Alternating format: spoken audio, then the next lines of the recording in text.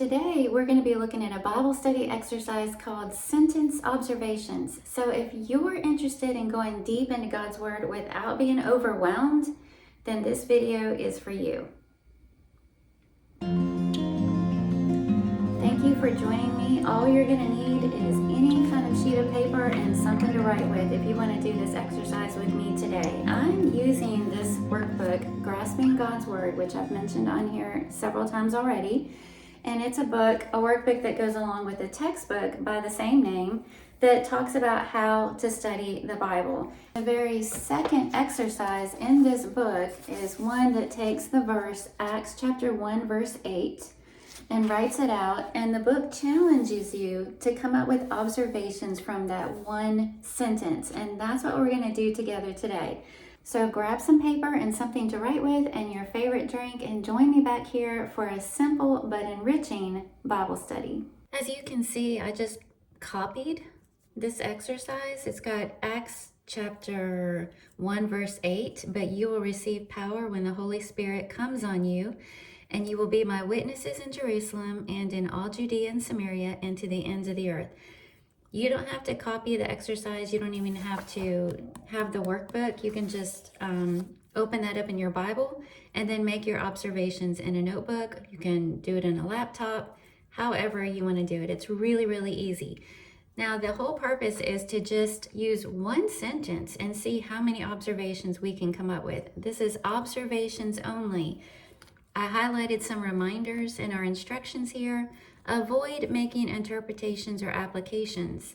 Limit all 30 of your observations to the details and not to the interpretation of the details.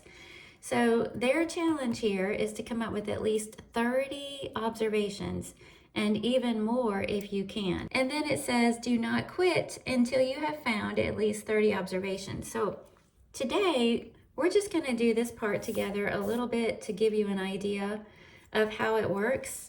As you can see, there's enough space on this page for 13 observations, so we'll try and get those together. You can write the rest on the back, keep going on your own. You might not find all of them in one sitting, and that's good. Put it away, come back to it the next day or a day or two later, and you will find some more. I've already started with the word but, that's the first word in the verse, and wrote down that this word means contrast. It's a word of contrast. So see how simple? I'm just making an observation on that first word. I'm making another observation on that first word by pointing out that it's a conjunction. That's the part of speech, which means it's going to connect what's being said here to the former verse, the verse right in front of it. You is the next word. And I might note that it's a pronoun. I could also note that the word you is personal. And then probably the next thing I would want to do with that word you is find out who that is, who is talking and who is the you. And so I'm going to pull up Acts chapter 1 verse 8, which is right here. And I can see that it's talking about the apostles and that Jesus is the one talking to them, to the apostles whom he had chosen. So the you is the apostles, but you, apostles. So that's just another observation. So see how easy it was to come up with 3 observations on this one little word. And then will.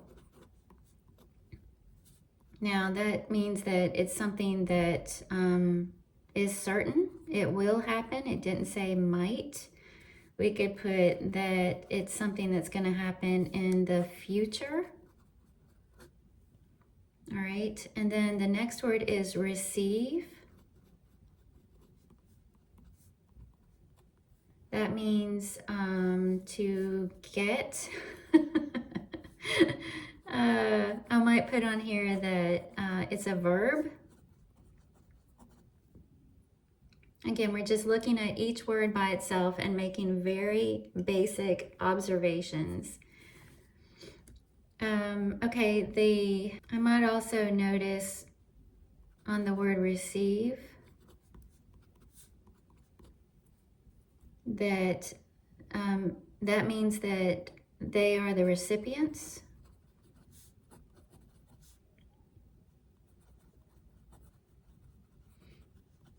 They're the ones getting it. That one might be stretching it. I don't know. All right, let's move on to power.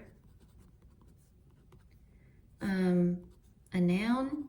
This is probably one of those words that if my phone wasn't currently in use above me recording this, I would pull up Logos and find out what this word means in the original language and put the definition.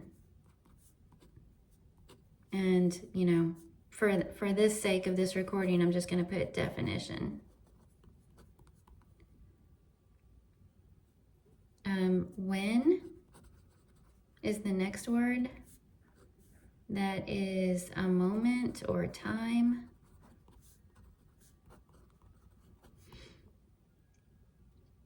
All right, the is the next word. He's talking about the Holy Spirit. I would put that it's singular. And if we wanted to keep going, Holy Spirit, Godhead, I would note that the Holy Spirit is deity. Okay, so you see what I'm talking about, how easy this is? We have already got half of our observation challenge. It's asking us to find 30. We've already got half of them, and we're only on this far in the verse. So we have all the rest of the verse to look at. So you can see how it'd be really easy to come up with more than 30. But the idea is just to slow down and look at each verse word by word by word, simply making observations and seeing what we can discover, seeing what we can learn, camping out in the text in a very fun and easy way. And then once you finish that whole sentence, it's gratifying to have spent so much time looking at just a small portion of God's Word.